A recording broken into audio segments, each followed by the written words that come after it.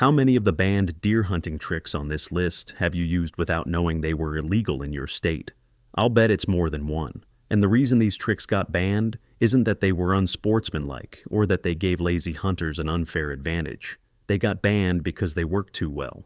When wildlife agencies started studying how CWD, chronic wasting disease, spreads through deer herds, and how certain methods concentrate animals at single points where disease transmission spikes, these tricks got crossed off the legal list one by one. The men who used them weren't poachers. They were the best hunters in their counties. And the methods they passed down through deer camps and family traditions for decades are now the methods that will get your rifle confiscated if a game warden catches you using them. I went through 13 of them, matched each one against current state wildlife codes, and what I found changed how I think about every attractant, every scent, and every bait decision I make in the field. The line between legal and illegal isn't about ethics, it's about delivery method. And by the end of this video, you'll see that the principles behind every banned trick on this list still power every legal technique I use, just applied differently. Stick around for number 13 because it's the one that starts arguments at deer camp every single year. And the legal answer might not be what you expect. The first trick is the most obvious one and the most commonly cited in game warden reports across the country. Corn scattered thin across 50 yards of trail, not a pile. The old-timers didn't dump corn. They'd drag a burlap bag with a pinhole punched in the bottom along a trail, scattering individual kernels between the leaves the way a squirrel caches acorns. Deer root through the leaf litter to find each kernel, which mimics their natural feeding behavior, and the thin scatter lasts roughly 3 times longer than a pile because the deer can't vacuum it up in one visit. Game wardens flag this method specifically because it's nearly undetectable in the field. A pile of corn is obvious from 20 yards, about the length of a driveway. A thin scatter through leaves looks like the forest floor. More than 20 states ban corn as bait outright, including Michigan, Minnesota, Illinois, Indiana, Iowa, Wisconsin, Colorado, Montana, Nebraska, South Dakota, Vermont, and Virginia. And I'll be honest, I used the scatter method for 2 seasons before a buddy showed me the updated regulations, and I realized I'd been breaking the law the entire time. Nobody told me. The store that sold me the corn didn't mention it. I had to read the actual wildlife code to find out. That experience is why I say it in every video. Check your state regulations before you put anything in the ground. The second trick is natural deer urine applied directly into a mock scrape, which is a patch of cleared dirt about 2 feet across, roughly the size of a trash can lid, that imitates where a buck has pawed the ground and left scent. Fresh doe urine or buck tarsal, the scent gland on the rear hocks, poured into bare dirt triggers an immediate territorial investigation that no synthetic product consistently replicates. The buck reads it as a real competitor or a real doe and responds accordingly. Virginia banned all natural deer urine products effective July 2015, including possession while afield, not just during season, while afield at all. North Carolina, South Carolina, Oregon, Pennsylvania, Vermont, and Minnesota's CWD counties followed with similar bans.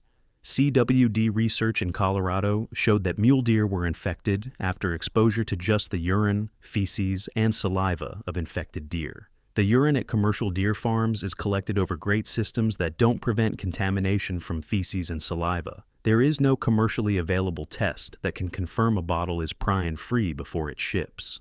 40 captive cervid facilities have tested positive for CWD since 2012 across 9 states.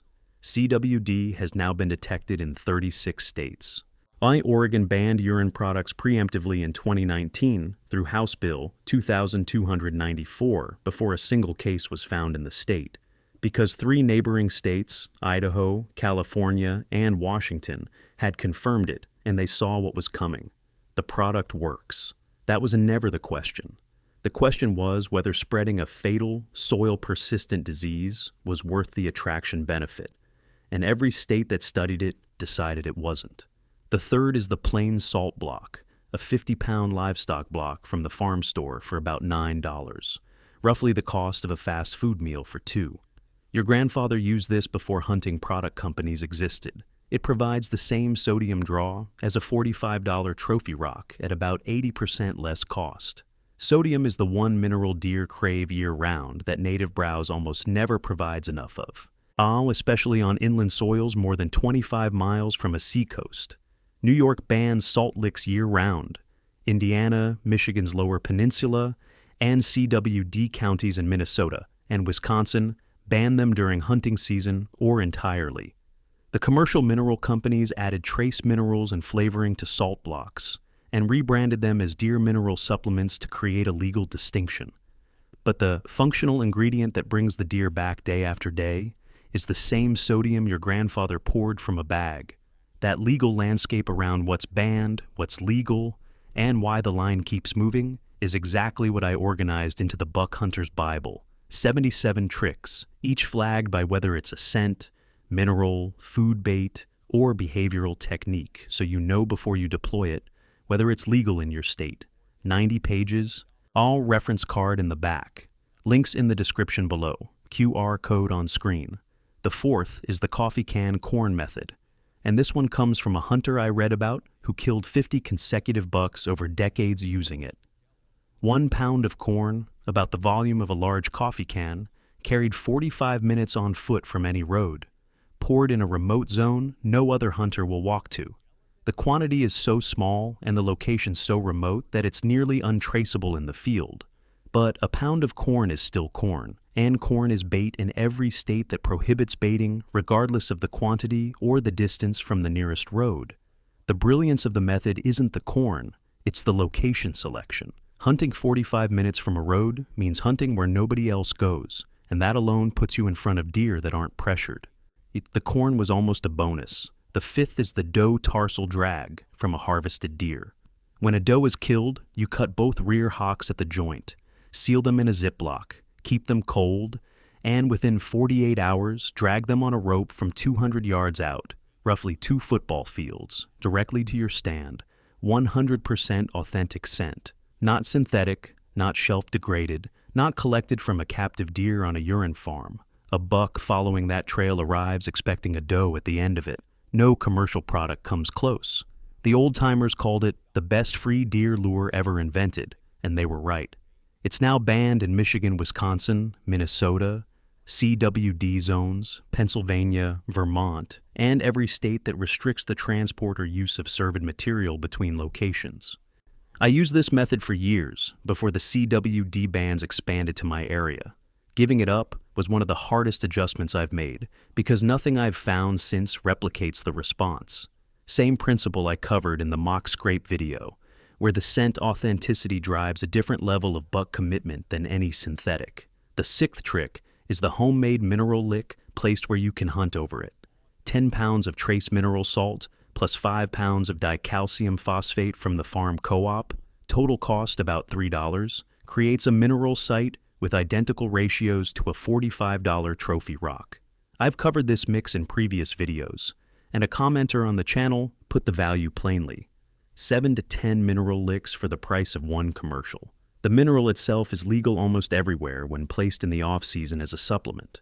But hunting over it during season is banned in Indiana, New York, Michigan, Pennsylvania, and others, where mineral licks are classified as bait regardless of composition. The distinction is placement timing versus hunting proximity. You can put it in the ground in February, run cameras through July, build a full buck inventory for your property, and then stay 200 yards away from it with a rifle in November. The seventh is corn scattered at a creek crossing or fence line, which is a terrain funnel, meaning a narrow point where deer have to slow down and pass through a specific corridor. Deer always pause at physical barriers before crossing. A thin scatter of corn at both sides of a crossing creates a feeding stop at the exact point where the deer is already decelerating. You know within 10 feet where he'll stand. You know he'll pause for 10 to 15 seconds, about the time it takes to draw a bow. You know the wind angle based on the terrain. This got banned because it removes almost all uncertainty from the encounter. On paper, it's the same violation as a corn pile. In practice, it's far more effective because you're combining bait with a natural bottleneck, and the deer's behavior at the crossing makes the shot nearly guaranteed. This is the banned trick I think about the most, because the principle behind it, combining bait with a natural funnel, is the single most effective concept in all of deer hunting. Take away the corn and hunt the funnel legally, and you still have 80% of the advantage. The eighth is something most hunters have never heard of: the fence post drag with fresh bedding material. Using gloves, you collect the compressed leaves, grass, and soil from a fresh deer bed, the oval depression about the size of a bathtub where a deer has been lying, and drag it on a rope to your stand. The scent reads as a deer that walked that path, not a human. A buck following it expects another deer at the end. This was the original drag scent before commercial companies turned deer urine into a $15 bottle. My wife found a bag of deer bedding material in the garage freezer once, and I got a look that could have stopped a charging bull. She still brings it up. It's banned in CWD states that restrict the movement of any cervid material between locations. Same reasoning as the tarsal drag. Biological material in soil, prion persistence, concentration risk. Before CWD, it was perfectly legal, and the old-timers thought you were crazy if you paid for bottled scent when free bedding material was scattered across every ridge on your property. The ninth is electronic calls for deer. During the seeking phase and peak rut, an electronic doe bleat or buck grunt played from a small speaker positioned 40 to 50 yards from your stand, roughly half a football field, pulls bucks from directions a handheld grunt tube can't reach. A grunt tube is a small mouth-blown call that imitates buck vocalizations. The electronic unit projects sound at a distance that separates the source from your position, so the buck goes to the speaker, not to you. Banned for big game in Ohio, Pennsylvania, Washington, Oregon, Montana, and several others. I'll admit I don't agree with this ban because electronic calls for turkey and predators are legal in most of the same states. But the law is the law. The reason wildlife agencies gave is simple. It's more effective than manual calling at drawing deer from long distance, and wildlife agencies considered it an unfair advantage. I tried building my own version with a Bluetooth speaker and a phone app once. It worked exactly once before the speaker died in the cold at about 22 degrees, cold enough that your breath is visible and your phone battery drains in an hour. Technology has limitations the old-timers didn't have to worry about. A mouth-blown grunt tube works at 5 degrees below zero because there's nothing to die. The 10th catches hunters off guard because they assume they did nothing wrong, hunting within 200 yards of an active mineral site you didn't place. The old-timer move was to find a natural mineral seep on the property, a spring-fed clay bank or naturally salt-rich soil that deer were already visiting, and hang a stand on the downwind approach, meaning the direction the wind blows toward so your scent carries away from the deer. You placed nothing. You bought nothing. The mineral was there before you were born. Indiana and several other states still prohibit hunting near any mineral concentration, regardless of who placed it or when it got there, because the deer concentration effect is identical whether the mineral is natural or man-made. If you didn't place it, you can still be cited for hunting over it. That one floored me when I first read it. I always assumed natural mineral deposits were fair game.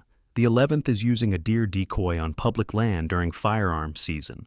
A full-body buck decoy positioned 35 to 40 yards upwind of your stand, about the distance from home plate to second base, forces every approaching buck to circle downwind to investigate, which routes him directly through your shooting lane. On private land, this is legal almost everywhere, and it's one of the most reliable precision setups available.